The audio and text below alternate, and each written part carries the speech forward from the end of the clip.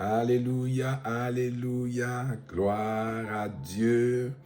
Alors nous poursuivons avec la troisième tentation et la portion qui dit « Si tu te prosternes et m'adores ». Nous avons commencé à parler de cela dans la session précédente et nous allons poursuivre là-dessus. Père, Dieu bon, Dieu fidèle, merci pour ton amour et ta grâce qui nous a rachetés de l'emprise de l'ennemi et de la domination de ce monde. Ô Seigneur, nous venons à toi, remplis de reconnaissance et disponibles pour être des instruments entre tes mains. Merci pour ce temps de pouvoir partager ta parole avec mes frères, avec tes enfants qui vont écouter. Merci de bénir ce temps et merci pour la présence de ton esprit, pour nous enseigner, pour nous édifier dans le nom de Jésus. Amen. Donc, nous poursuivons avec la troisième tentation. Je vais relire encore Matthieu chapitre 4, versets 8 et 9. Le diable le transporta encore sur une montagne très élevée et lui montra tous les royaumes du monde et leur gloire, et lui dit, « Je te donnerai toutes ces choses si tu te prosternes et m'adores. » Donc nous avons vu se prosterner, adorer le diable. Qu'est-ce que ça peut représenter pour nous aujourd'hui? À quoi ça correspond? Comment ce n'est pas seulement faire un culte, une adoration complète à l'ennemi, mais ça peut être tout simplement chaque fois que nous disons oui au diable, plutôt que de dire oui à la parole de Dieu que nous connaissons, de dire oui à la chair, plutôt que de se laisser guider par l'Esprit de Dieu. Donc de se soumettre aux choses qui sont en opposition à la parole, en opposition à la direction que l'Esprit de Dieu nous donne. Nous allons poursuivre dans cette direction. Alors, je veux rappeler dans le passage que nous avons lu que le diable a montré à Jésus tous les royaumes du monde et leur gloire. Tous les royaumes du monde et leur gloire. Il lui a montré cela pour qu'il soit attiré par ça avant de faire sa proposition. Donc, comme j'avais déjà dit dans certains de ces enseignements, de ces partages, le diable utilise tous les moyens qu'il peut utiliser pour faire succomber non seulement Jésus, mais aujourd'hui nous qui sommes son Église. Il lui montre toutes ces choses, toute cette gloire pour qu'il soit attiré en voyant ces choses. Et souvent, c'est ce qui se passe. Nous sommes attirés quand nous voyons des choses qui nous intéressent. Je ne dis pas que lorsque quelque chose t'intéresse, tu es en train de pécher, en train d'obéir au diable. Non. Je veux dire, c'est un moyen que le diable va utiliser pour nous attirer vers ces choses.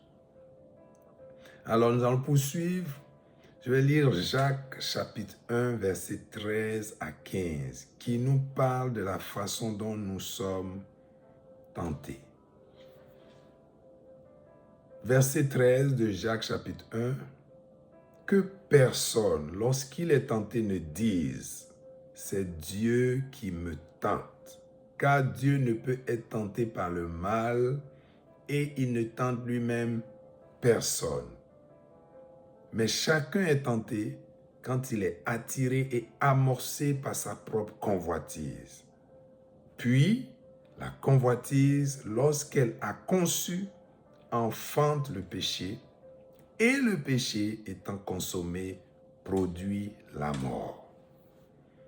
Donc ici, on voit un peu le processus pour arriver à pécher et les conséquences du péché. Au verset 13, l'apôtre Jacques dit que personne, lorsqu'il est tenté, ne dise « c'est Dieu qui me tente » car Dieu ne peut être tenté par le mal. Et il ne tente lui-même personne. Donc, première chose que nous pouvons comprendre et qui peut nous aider, nous aussi, à nous conduire de la bonne façon, c'est que Dieu ne tente personne. Donc, Dieu ne va pas venir avec quelque chose qui va t'attirer et qui va te faire tomber dans le péché. Non. Dieu ne tente personne. La Bible dit qu'il n'est pas tenté par le mal. Ça veut dire qu'il n'est même pas, il ne peut pas être attiré par le mal. C'est pas possible. Et il ne tente personne. Donc, quand on regarde ça, on peut comprendre un peu ce que, comme je l'ai dit tantôt, le processus que le diable va utiliser, la méthode que le diable va utiliser dans le cas de la tentation. Il est question ici de convoitise, au verset 14. Chacun est tenté quand il est attiré et amorcé par sa propre convoitise.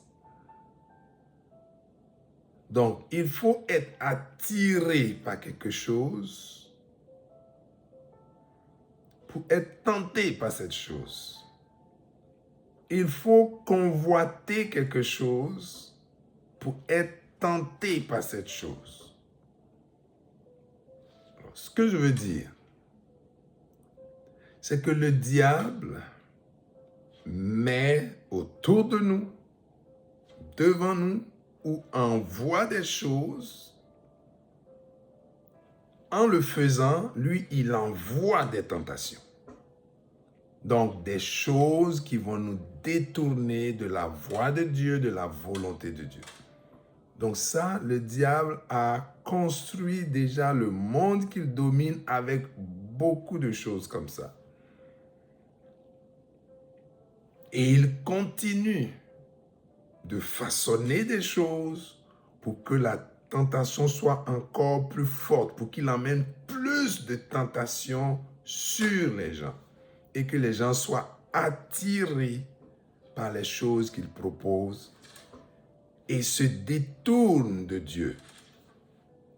Et quand nous sommes enfants de Dieu, nous devons comprendre que toutes ces choses que le diable envoie pour tenter, nous ne sommes pas obligés de nous laisser tenter par cela.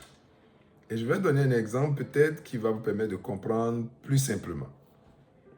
Alors, supposons que vous n'aimez pas une certaine nourriture. Peut-être vous n'aimez pas le riz, parce que le riz est une nourriture qu'on ne connaît pas tout. Vous n'aimez peut-être pas le riz. Si quelqu'un vient vous proposer du riz, vous ne serez pas tenté de manger ce riz.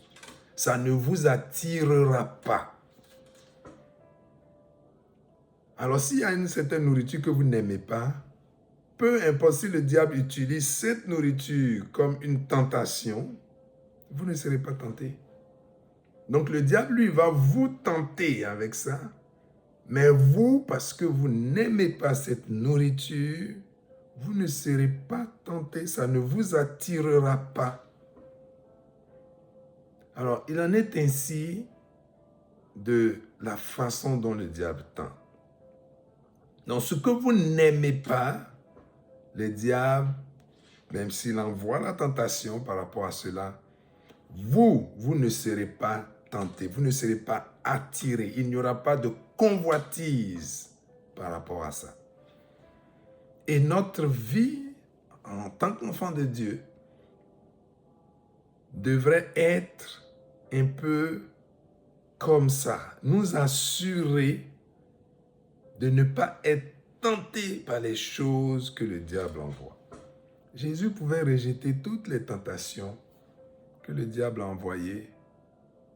Pourquoi? Parce que son focus était sur Dieu, sur la parole de Dieu, sur les choses qu'il avait à accomplir. Il vivait dans la chair, mais il ne laissait pas cette chair dominer. C'était pour lui l'attente dans laquelle il avait à accomplir, à être pour accomplir la mission qu'il allait accomplir pour nous délivrer. Donc, si nous comprenons cela, nous pouvons travailler à laisser moins de choses nous attirer. Et souvent, nous allons être beaucoup attirés par les choses parce que nous passons beaucoup de temps dans les choses du monde, plutôt que de passer beaucoup de temps dans les choses de Dieu, dans la parole de Dieu, dans la prière, dans la communion avec Dieu. Et si vous avez fait l'expérience, si vous passez beaucoup de temps dans la parole de Dieu, dans la communion avec Dieu, vos pensées sont plus sur ces choses. Si votre désir est porté sur les choses de Dieu, vos pensées sont plus sur ces choses, sont beaucoup plus sur ces choses que sur les choses du monde. Et vous voulez tellement les choses de Dieu que souvent, pendant un temps plus ou moins long, vous pouvez ne même plus voir comme nécessaire certaines choses du monde. C'est de cette façon que nous devons nous développer spirituellement et par rapport au monde. Donc le diable peut envoyer une tentation, mais nous pouvons ne pas être tentés par ça. Si nous laissons la parole prendre plus de place en nous. Et pour que cela se développe en nous, voici ce que la parole de Dieu nous dit. 1 Jean, chapitre 2, versets 15 à 17. N'aimez point le monde. Comme je l'ai dit, ce que tu n'aimes pas, tu ne peux pas être tenté par cela. Le diable peut l'emmener comme tentation vers toi, mais toi, tu ne seras pas tenté. Tu ne seras pas attiré. Donc, la parole de Dieu nous dit, n'aimez point le monde, ni les choses qui sont dans le monde. Si quelqu'un aime le monde, l'amour du Père n'est point en lui. Car tout ce qui est dans le monde, la convoitise de la chair, la convoitise des yeux et l'orgueil de la vie, ne vient point du Père, mais vient du monde. Donc on voit ici la convoitise des yeux. Et nous pouvons faire le parallèle avec ce qui s'est passé dans le jardin d'Éden.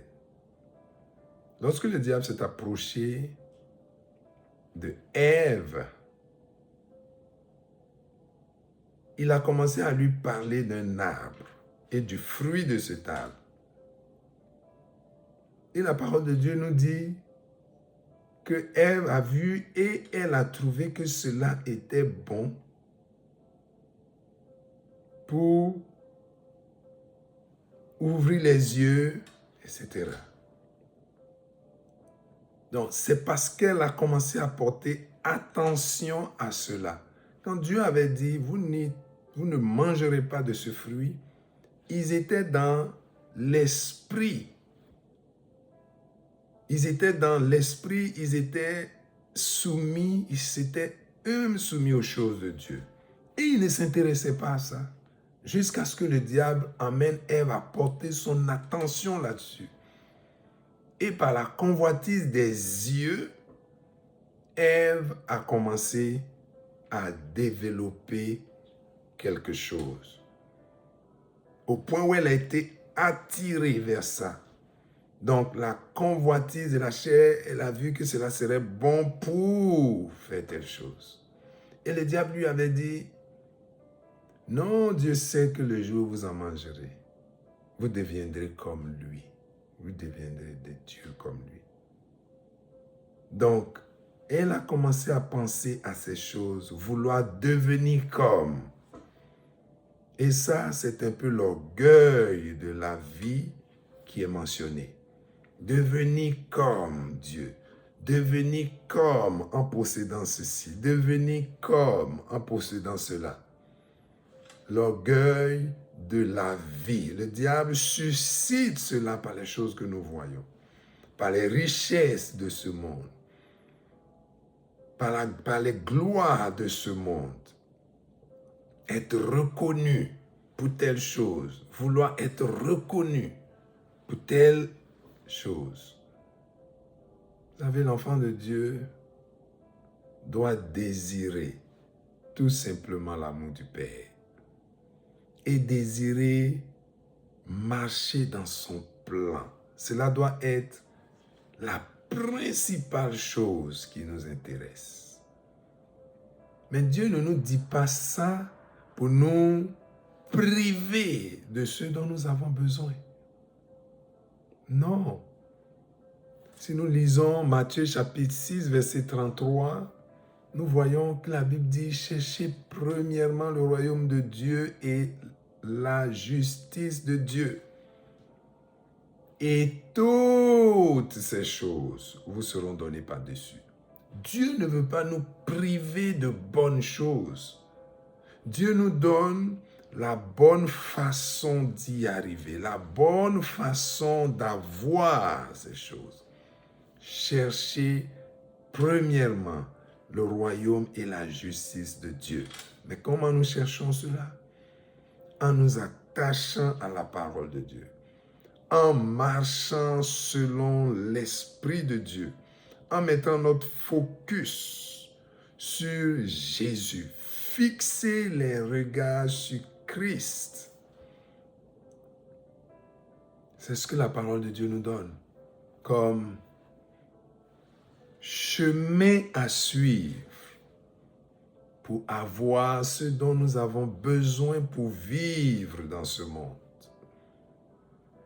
Le diable veut que nous portions notre attention sur les choses de ce monde. Il veut que nous les trouvions importantes. Mais Dieu dit de trouver important son royaume et la justice de son royaume. Donc, vivre suivant les principes de la parole de Dieu. Vivre suivant la vie que Dieu nous a donnée. Et Dieu dit, si nous faisons cela, si notre cœur, dans notre cœur, ce qui est lui, l'amour du monde n'est pas là, que c'est l'amour de Dieu qui est là, et que nous recherchons premièrement les choses de Dieu, tout le reste nous sera donné par-dessus. Alors si nous sommes enfants de Dieu, ne perdons pas notre temps à nous battre pour avoir les choses du monde, les choses de ce monde. Prenons notre temps pour chercher le royaume de Dieu. Parce que tous les trésors de la vie sont contenus dans le royaume de Dieu et dans la vie que Dieu nous a donnée. Alors soyez bénis et édifiés par ces paroles et attachons-nous à la vie que Dieu a pour nous. Recherchons premièrement le royaume de Dieu, la justice qui est de ce royaume et qui nous permet d'être devant Dieu des hommes justes, de marcher en liberté de vie avec lui et de lui faire confiance dans tout ce dont nous pouvons avoir besoin. Que Dieu soit glorifié dans vos vies, que Dieu soit honoré dans vos vies, dans le nom de Jésus. Amen.